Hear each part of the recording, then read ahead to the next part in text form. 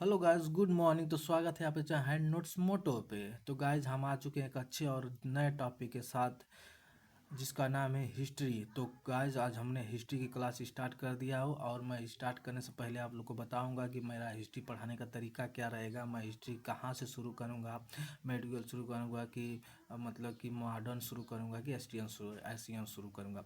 तो गाइस उससे पहले मैं आप लोग को अच्छी तरह बता देता हूँ कि मैं जैसे एशियंट हुआ, मीडियल हुआ, मॉडर्न हुआ, तो इसी तरह मैं पूरे हिस्ट्री को अच्छे से कंप्लीट कराऊंगा। उससे पहले मैं आप लोग को पूरे अच्छे से सिलेबस के बारे में जानकारी दे देता हूँ कि कौन कौन सा सिलेबस है, कैसे कैसे हमको उसको पढ़ना है। ठीक गाइज, तो आइए हम क्लास को स्टार्ट करते हैं।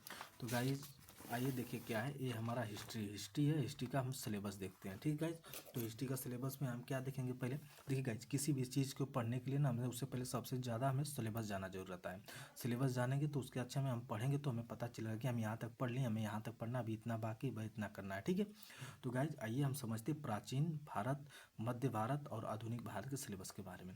तो गाइज हमने हमारा स्टार्ट होगा क्लास कहाँ से, प्राचीन भारत से। ठीक है, तो उसमें प्राचीन भारत से क्लास स्टार्ट होगी हमारा, जिसमें हम पढ़ेंगे प्रागैतिहासिक काल, सिंधु घाटी सभ्यता, वैदिक सभ्यता, छठी शताब्दी ईसा पूर्व का भारत, प्राचीन भारत और विदेशी आक्रमण, प्राचीन भारत में धार्मिक आंदोलन, मौर्य साम्राज्य, मौर्योत्तर काल, गुप्त साम्राज्य, गुप्तोत्तर काल या पूर्व मध्य काल या संगम काल। ठीक है गाइज, तो इतने जानने वाले हम किसमें, प्राचीन भारत में। ठीक है गाइज, अब नेक्स्ट देखेंगे मध्य भारत में। तो मध्य भारत में हम देखने वाले हैं क्या, मध्यकालीन भारत इतिहास के स्रोत। ठीक है, अरबों द्वारा सिंध पर विजय, सिंध की विजय, तुर्कों के भारत से पूर्व भारतीय राजवंश, तुर्की का आक्रमण, दिल्ली सल्तनत, सूफी एवं भक्ति आंदोलन, मुगल काल, मराठा साम्राज्य। ठीक है गाइज, अब उसके बाद आधुनिक भारत में देखें कि हम क्या, कि 8वीं शताब्दी में स्थापित नवीन स्वास्थ्य राज्य, भारत के यूरोपीय का आगमन, फिर उसके बाद अंग्रेजों की भारत विजय, भारत में ब्रिटिश शक्ति का विस्तार, आर्थिक नीति एवं उसका विस्तार, 1857 की क्रांति, ब्रिटिश भारत में सामाजिक धार्मिक सुधार आंदोलन, भारत में राजनीतिक चेतना का विकास, कांग्रेस की स्थापना, उसके बाद राष्ट्रीय आंदोलन, फिर भारत में संवैधानिक विकास। तो ऐसे करते हुए गाइज हम गांधी युग करते हुए, ठीक है ना, सुभाष चंद्र बोस को सब कुछ करते हुए हम लोग इस क्लास को क्या करेंगे, कंप्लीट कर देंगे। ठीक गाइज, तो आइए हम क्लास को हिस्ट्री स्टार्ट कर दिए हैं आज से, और जितना दिन भी लगे, 10 दिन, 20 दिन, 15 दिन, जितना दिन लगे उससे जितना मैं कोशिश करूँगा जितने जल्दी हिस्ट्री कंप्लीट करा सकूँ। ठीक है गाइज, हाँ, तो उसके बाद हम स्टार्ट कर दिए। आइए हम समझते हैं गाइज क्या है प्रागैतिहासिक काल, जिसको बोलते हैं द प्री हिस्टोरिकल पीरियड। ठीक है ना, तो क्या है गाइज, प्रागैतिहासिक काल क्या होता है ना, इसमें कोई लिखित जानकारी ना प्राप्त होती है। इसमें क्या है ना, लिखित जानकारी गाइज हमें नहीं मिलती है ना। तो प्रागैतिहासिक काल क्या होता है ना, कि इसमें कोई लिखित जानकारी प्राप्त नहीं होती है। तो क्या होता है हमारा पूरा पाषाण काल, मध्य पाषाण काल, अब नव पाषाण काल, प्रागैतिक काल, प्रागैतिहासिक काल को हम 3 भागों में बांटेंगे गाइज। किसने कितने भागों में, 3 भागों में बांटा गया ना। तो पहला हमारा क्या है, पूरा पाषाण काल न, जिसको बोलते हैं पालीलिथिक पीरियड, फिर मध्य पाषाण काल मिड स्टोन एज, फिर नव पाषाण काल न्यू स्टोन एज। ठीक है गाइज, उसके बाद आइए हम फर्स्ट देखते हैं क्या, पूरा पाषाण काल। ठीक है, तो पूरा पाषाण काल, तो देखिए गाइज पूरा पाषाण का ना सर्वप्रथम अध्ययन किसने किया था, 1863 में रॉबर्ट ब्रुक्स फ्रूट द्वारा। तो पूरा पाषाण काल का अध्ययन सर्वप्रथम 1863 में रॉबर्ट ब्रुक्स फ्रूट द्वारा किया गया था ना। पूरा पाषाण काल में ना पत्थरों का प्रयोग करते थे, मानव पत्थरों का प्रयोग करते थे। ठीक है, आग की खोज हो गई थी। तो गाइज देखिए, आग की खोज हमारा कब हो गई थी, आग की खोज हमारा पूरा पाषाण काल में हो गई थी। उसके साथ से ना चीन की गुफा से जोइंग क्विन पियन चाओ जू गोजियन से इसका साक्ष्य मिला था, आग की साक्ष्य मिला था, आग की खोज हुई थी तो साक्ष्य इसका मिला था कहाँ, चीन की गुफा से, जिसका नाम है ये दोनों। ठीक है, यहाँ से अब कच्चा मांस खाते थे क्या ना गाइज, पूरा पाषाण काल मतलब लोग क्या करते थे, कच्चा मांस खाते थे। ठीक है ना, शिकार का अल्प ज्ञान था, शिकार का बहुत कम ज्ञान था इन लोगों को। ठीक है गाइज, तो हम पूरा पाषाण के बारे में देख लेंगे। पूरा पाषाण का अध्ययन 1863 में रॉबर्ट ब्रुक्स फ्रूट द्वारा किया गया था। पत्थर का प्रयोग किया गया था पूरा पाषाण काल में, आग की खोज हो गई थी, इसका साक्ष्य चीन की गुफा से मिला था। ठीक है, फिर कच्चा मांस खाते थे। ठीक है ना, फिर शिकार का अल्प ज्ञान था। अब ये देखते हैं मध्य पाषाण काल ना। तो मध्य पाषाण काल में देखते हैं गाइज क्या है, कि अध्ययन 1806-7 में सी एन कार्लाइक के द्वारा किया गया था। तो इसका अध्ययन मध्य पाषाण काल का अध्ययन 1867 में सी एन कार्लाइक के द्वारा किया गया था। ठीक है ना गाइज, इसको हम क्या बोलते हैं, लघु पाषाण काल कहा जाता है। क्या कहा जाता है, मध्य पाषाण काल को हम क्या कहते हैं, माइक्रोलिथ, सूक्ष्म पत्थर वाले कहते हैं, तो ये लघु पाषाण काल कहते हैं। क्या गाइज कहते हैं, लघु पाषाण काल कहा जाता है ना, लघु पाषाण काल कहा जाता है। शिकार का पूर्ण ज्ञान हो चुका था, तो क्या हमारा पूरा पाषाण काल में शिकार का अल्प ज्ञान था, यहाँ पे शिकार का क्या हो गया था, इन लोगों को पूर्ण ज्ञान हो गया था। ठीक है, शिकार करने का तरीका अच्छी तरह से जान गए थे ना। तीर कमान का प्रयोग किया गया था। क्या गाइस, तीर कमान का प्रयोग किया गया था ना, तीर कमान का प्रयोग किया गया था। अब पालन करते थे, क्या करते थे, पशु पालन करते थे। क्या करते थे, पशु पालन करते थे, पशु पालन करते थे। साक्ष्य ना मिला था इनको, इनका तो पशु पालन करने का साक्ष्य हमें कहाँ से मिला था, यहाँ तो कहाँ मिला था, आदमगढ़ एमपी से, अब बाजौर राजस्थान से, मतलब पालतू पशु प्राप्त हुए थे ना। तो देखिए, पशुपालन का साक्ष्य हमें कहाँ से मिला था, आदमगढ़ एमपी से, बाजौर राजस्थान थे। ठीक है गाइज, उसके बाद क्या, हमारा पालतू कुत्ता था, मतलब कि पालतू प्रथम, मतलब कि जो था पालतू वो कौन सा कुत्ता था। ठीक है, उसके बाद क्या हुआ था गाइज, इसमें कि आग का प्रयोग करना मानव जान गया था। तो आग की खोज तो हमारा हो गई थी किसमें, पूरा पाषाण काल में, बट उसका प्रयोग करना नहीं जानता था मानव। ठीक है, यहीं से दोनों को साथ में ले लेते हैं ना। देखिए, आग की खोज तो यहाँ पे हो गई थी, लेकिन उसका प्रयोग करना नहीं जानता था। इसमें मध्य पाषाण काल में मानव ने आग का प्रयोग करना सीख गया था अच्छी तरीके से। ठीक है, तो आज हो गया मतलब कि आग का प्रयोग करना सीख गए थे। ठीक है, मध्य पाषाण काल में। आइए देखते हैं क्या, नव पाषाण काल। तो नव पाषाण काल क्या है हमारा, तो नव पाषाण काल में ना क्या हुआ था, पहिए का आविष्कार हुआ था। तो गाइस बार बार पूछता है क्या होता है, पहिए का आविष्कार। ठीक है, पहिए का आविष्कार किसमें होता है, नव पाषाण काल में। सबसे ज़्यादा माइक्रोलिथ पत्थर, जिससे छोटे छोटे सबसे ज़्यादा पत्थर का प्रयोग किसमें किया गया था, हमारा नव पाषाण काल में। नव पाषाण काल में सबसे ज़्यादा छोटे छोटे पत्थरों का प्रयोग किया गया था। तांबे की खोज कब की गई थी, नव पाषाण काल में। कृषि की खोज की गई थी नव पाषाण काल में। पूजा पाठ नव पाषाण काल में। बुर्ज ओम कश्मीर गुफा वाले घर कहाँ से, नव पाषाण काल से मिले थे ना। तो गाइस यहाँ से वेरी इंपॉर्टेंट है क्या, पहिए का खोज। ठीक है, उसके बाद क्या है कि कृषि की खोज, पहिए की खोज, ये हमारा दोनों क्या हुआ था, नव पाषाण काल में हुए थे। कहाँ हुई थी गाइस, नव पाषाण काल में। ठीक है, अब ये देखते हैं पाषाण काल के प्रमुख स्थल से क्या क्या मिला है ना। देखिए, कोल्डी हवा, अभी पूछ दे, कोल्डी हवा कहाँ है हमारा, यूपी के प्रयागराज में। ठीक है गाइज, कहाँ है, प्रयागराज में। ठीक है ना, और धान की भूसी कहाँ से मिली हमें, कोल्डी हवा, प्रयागराज से। तो कोल्डी हवा से हमें क्या मिली है, धान की भूसी मिली है। कृषि के साक्ष्य कहाँ से मिले हैं, कोल्डी हवा से। और धान की साक्ष्य कहाँ से मिले, जब गाइस धान की भूसी जब कोल्डी हवा से मिलेगी, तो धान की साक्ष्य कहाँ से मिलेगा, हमारा कोल्डी हवा से ही मिलेगा। चावल का प्रथम प्रमाण कहाँ था गाइस, हमारा कोल्डी हवा ही था। चावल का प्रथम प्रमाण क्या था, कोल्डी हवा ही था ना। तो कोल्डी हवा से समझ लीजिए कि धान की भूसी, कृषि के साक्ष्य, धान की साक्ष्य, चावल का प्रथम प्रमाण यहाँ से कोल्डी हवा से मिला। कोल्डी हवा कहाँ, प्रयागराज, यूपी के प्रयागराज में। ठीक है, अब देखते हैं हम क्या, मेहरगढ़ कहाँ है गाइस, पाकिस्तान। तो मेहरगढ़ कहाँ है, पाकिस्तान। तो पाकिस्तान कृषि के साक्ष्य है। ठीक है ना, कृषि के साक्ष्य। ठीक है, कृषि के साक्ष्य कहाँ, मेहरगढ़ से कहाँ, पाकिस्तान से हमारे क्या है, मेहरगढ़ कहाँ पड़ता है, पाकिस्तान में। मेहरगढ़ से क्या है, कृषि के साक्ष्य, कहाँ से, कृषि के साक्ष्य आया। ठीक है, अब देखिए, तो मतलब कि सीमा हैदर आई है, यहाँ पे आके शादी की, मतलब अब हो गई, मतलब वहाँ से अब यहाँ पे आगे कृषि करेगी, कृषि करके समझिए कि वो तो कुछ लाई नहीं, तो उसके बाद आई होती, कृषि के साक्ष्य लेकर आई होती, बट नहीं लाई। ठीक है, हथनौरा हमारा कहाँ है, एमपी।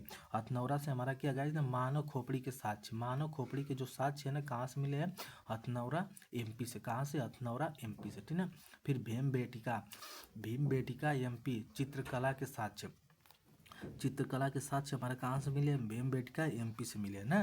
फिर देखिए, मिर्ज़ापुर जो यूपी, कहाँ से, औजार। तो मिर्ज़ापुर कहाँ हमारा, यूपी। तो औजार, मतलब कि औजार मिले कहाँ से, मिर्ज़ापुर यूपी से। ठीक है गाइज, उसके बाद गाइज, तो हमें क्या, हम लोग क्या देख चुके हैं, सिलेबस बता दिया आप लोग को। फिर हम आप लोग को क्या बताएंगे, प्रागैतिहासिक काल क्या होता है, पूरा पाषाण काल, मध्य पाषाण काल, आधुनिक काल बताएं।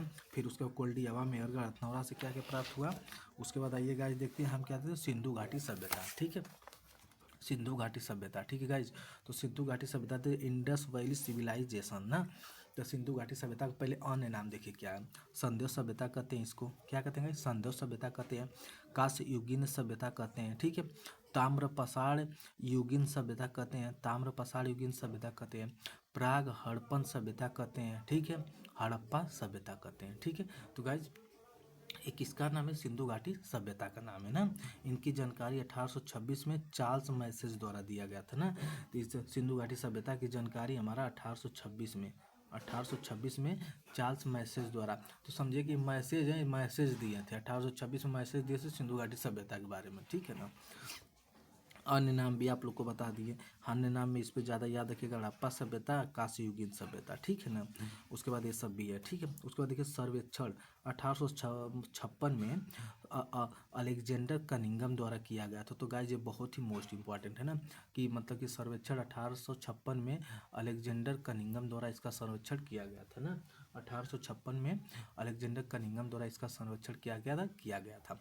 फिर भारतीय पुरातत्व विभाग ASI के जनक कौन है? 1861 में अलेक्जेंडर कनिंघम। एक बार बार पूछ चुका है ना कि भारतीय पुरातत्व विभाग के मतलब कि जनक कौन है, तो भारतीय पुरातत्व विभाग के जनक कौन है? अलेक्जेंडर कनिंघम है। कौन है? अलेक्जेंडर कनिंघम है ना। फिर देखिएगा भारतीय पुरातत्व विभाग के जनक तो हो गए कौन? Alexander Cunningham. फिर 1921 में जॉन मार्शल के नेतृत्व में दयाराम साहनी ने हड़प्पा सभ्यता की खोज की थी। कहाँ पे? रावी नदी के किनारे हड़प्पा सभ्यता कहा गया, ठीक है ना। तो इसको कहा गया हड़प्पा सभ्यता।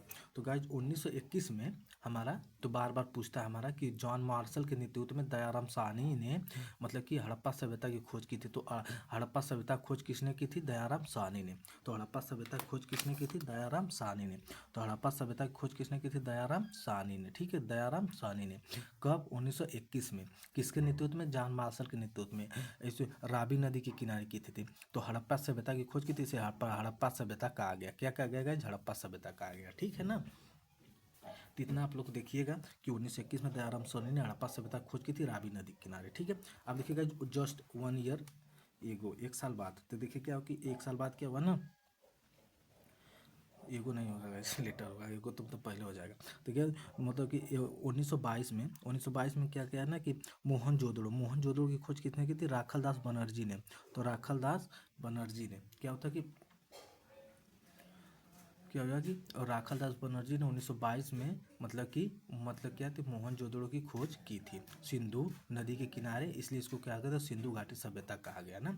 तो सिंधु घाटी सभ्यता किस लिए कहा गया? क्योंकि 1922 में मोहनजोदड़ो ने राखलदास बनर्जी जो कि मोहनजोदड़ो की खोज की थी कहाँ पे? सिंधु नदी के किनारे। तो सिंधु नदी के किनारे खोज की थी, इसलिए इसको क्या कहा गया? हम सिंधु घाटी सभ्यता कहा गया। क्या कहा गया? सिंधु घाटी सभ्यता कहा गया, ठीक है ना। राखलदास बनर्जी द्वारा मोहनजोदड़ो की खोज की गई थी सिंधु नदी के किनारे, इसलिए सिंधु घाटी सभ्यता कहा गया, ठीक है।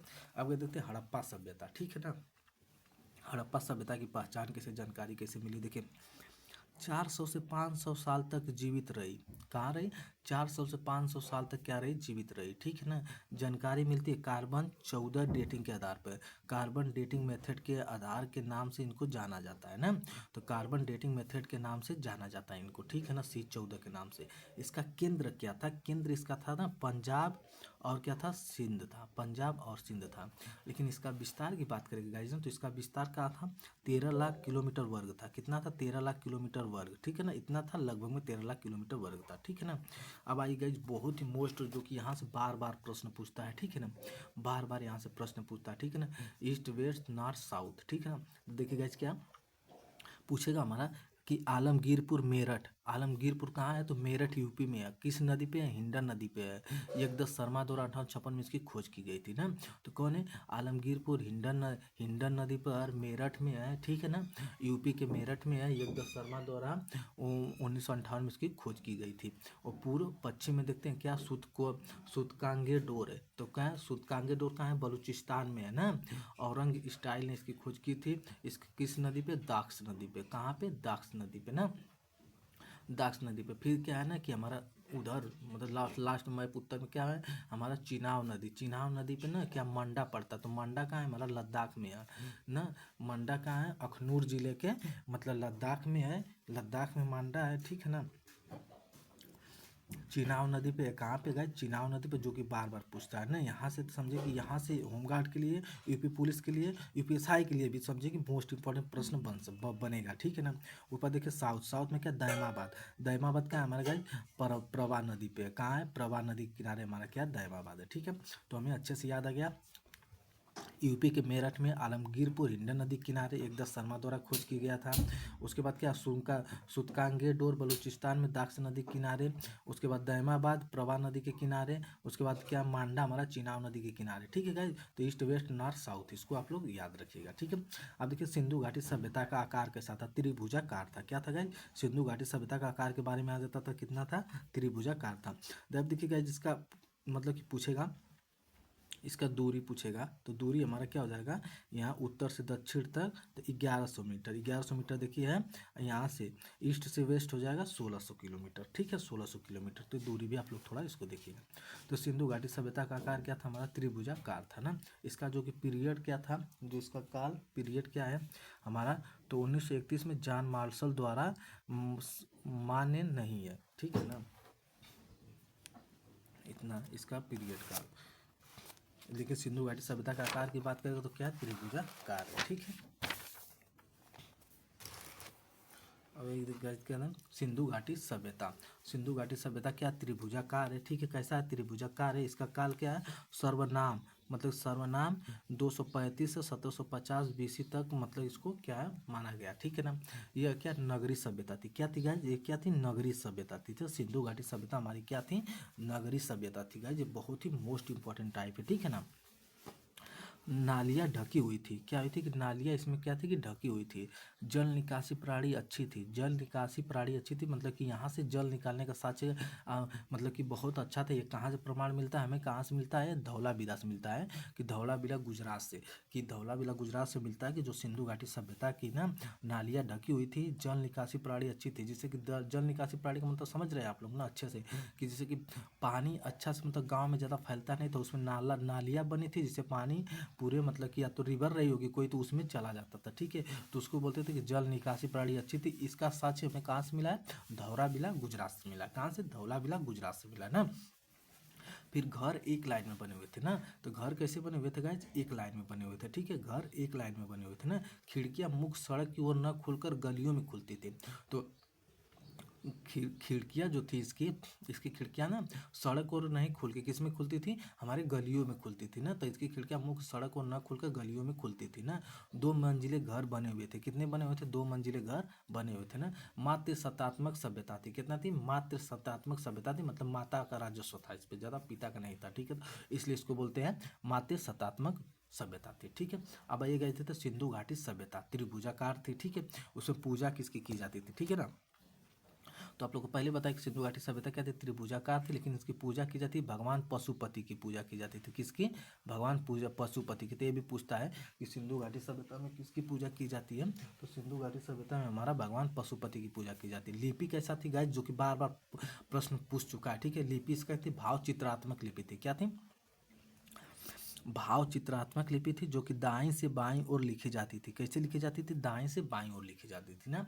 तो इसकी लिपि कैसी थी, भाव चित्रात्मक लिपि थी ना, जो कि दाएं से बाएं ओर क्या होते थे, लिखी जाती थी। इसका चिन्ह क्या था, चिन्ह था हमारा इसमें 64 चिन्ह था। सबसे ज़्यादा ना मछली का आकार था, फिर क्या था, भी आकार था। क्या था, मछली का आकार था, उसके बाद क्या था हमारा भी आकार था। ठीक है, मछली का आकार था और क्या था, भी आकार था। ठीक है, फिर देखिए स्थल, स्थल क्या है, 2800 खोजे गए थे। कितने खोजे गए थे, 2800 स्थल खोजे गए थे। ठीक है, उसमें क्या खोजा था कि 2014 में भिंडाना की खोज हरियाणा में हुई थी। तो मतलब कि 2014 में भिंडाना की खोज हरियाणा में हुई।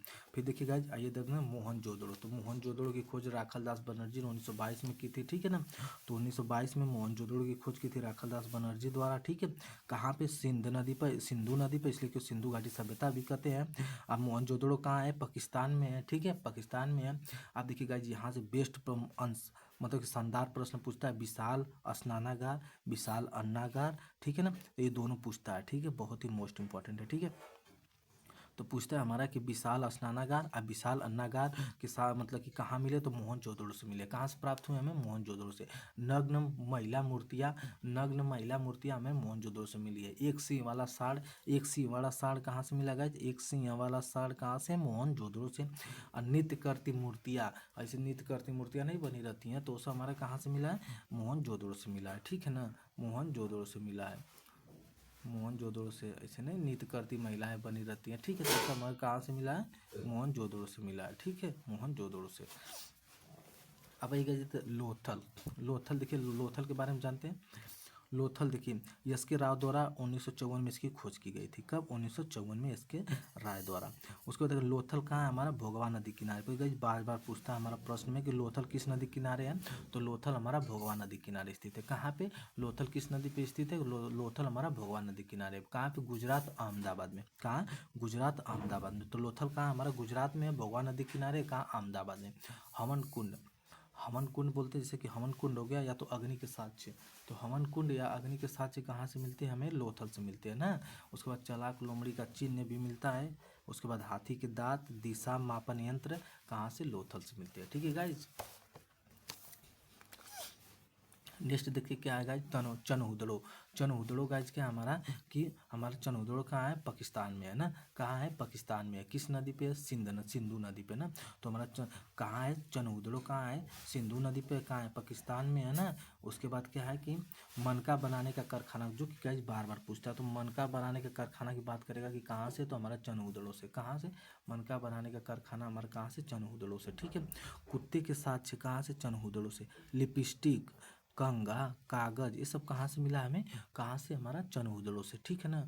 अब वर्गाकार ईंट, कांस्य गाड़ी, वर्गाकार ईंट, मनके बनाने का कारखाना, कुत्ते के साथ लिपस्टिक, कंगा, काजल, ये सब गाइज हमें चनहुदड़ो से मिला है ना। तो समझिए चनहुदड़ो उस समय की सभ्यता के समय भी हमारे क्या थे?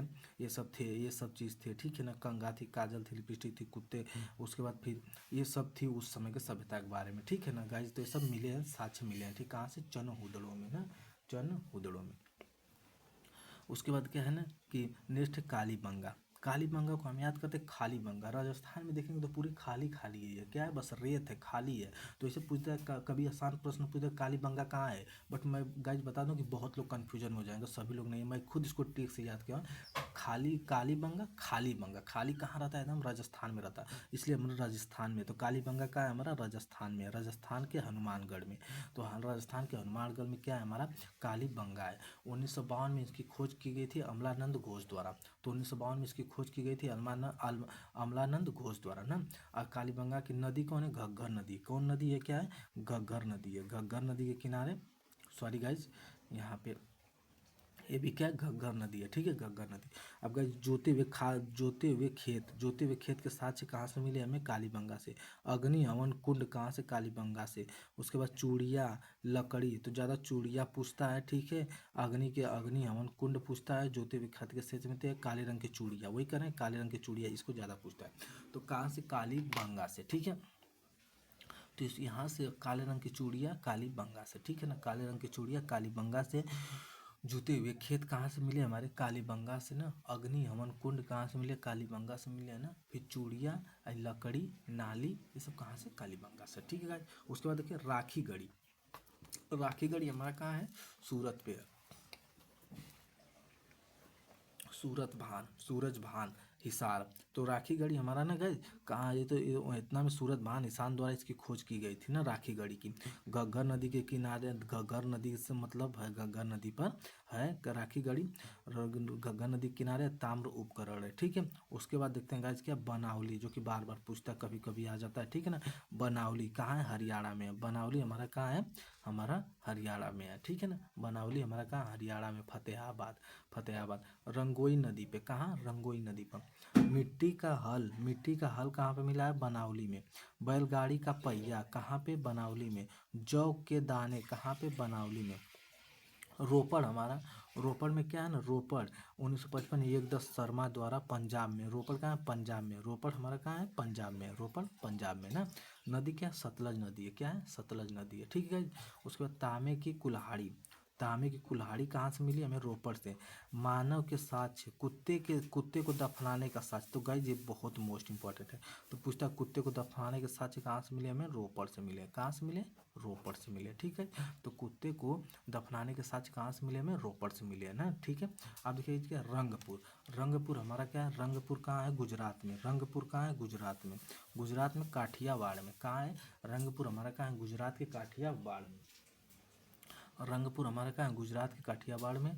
ज्वार बाजरा कच्ची, तो गाय आलमगीर। तो किसके बारे में देखते हैं, रंगपुर ना, तो रंगपुर गुजरात में काठियावाड़ में है। ज्वार बाजरा कच्ची कच्ची ईंटों के दुर्ग, धान की भूसी। धान की भूसी हमारा कुल्डी हवा से भी मिला है, यहाँ से भी मिला है। आलमगीरपुर ना, आप लोग को बताएं आलमगीरपुर, तो गाइज आलमगीरपुर हमारा आप लोग को बताएं कहाँ है, मेरठ में। कहाँ है आलमगीरपुर, मेरठ में। एकदस शर्मा द्वारा खोज गया था हिंडन नदी के ना, हिंडन नदी के किनारे आलमगीरपुर यूपी के मेरठ में ना। मृद भांडों पर रंगीन चित्रकारी किया जाता है, इसमें मृद भांडों पर रंगीन चित्रकारी आलमगीरपुर ना। उसके बाद सुतकांगे डोर, सुतकांगे डोर हमारा कहाँ, बलूचिस्तान में। कहाँ है, बलूचिस्तान में। कहाँ है, बलूचिस्तान में, दाक्स नदी के किनारे। सुतकांगे डोर आप लोग को बताया ना कि ईस्ट वेस्ट, तो ईस्ट में ई है, ईस्ट में पूरब, ये क्या वेस्ट में। सुतकांगे डोर हमारा बलूचिस्तान में, ठीक है ना।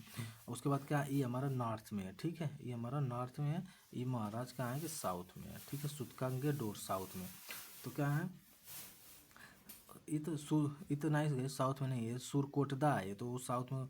वो उसका वो क्या था, दाक्स, दाक्स दाक्स नदी के किनारे। तो ये हमारा ये तो सुतकोटदा, सुतकांगेर और दाक्स नदी के किनारे था ना, दैमाबाद। क्या था, दैमाबाद, दैमाबाद था, ठीक है ना, दैमाबाद था। तो देखो सुतकांगे डोर क्या है हमारा कि दाक्स नदी के किनारे है, मानव अस्थियों से भरा बर्तन है, ठीक है।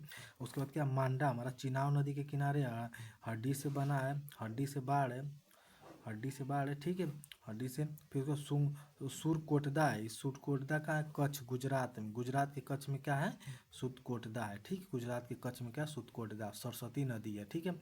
घोड़े की हड्डियाँ कहाँ से मिला, यहीं से मिला। तराजू का पड़ला, तराजू का पड़ला कहाँ से, यहीं से मिला, सुरकोटदा से, ठीक है।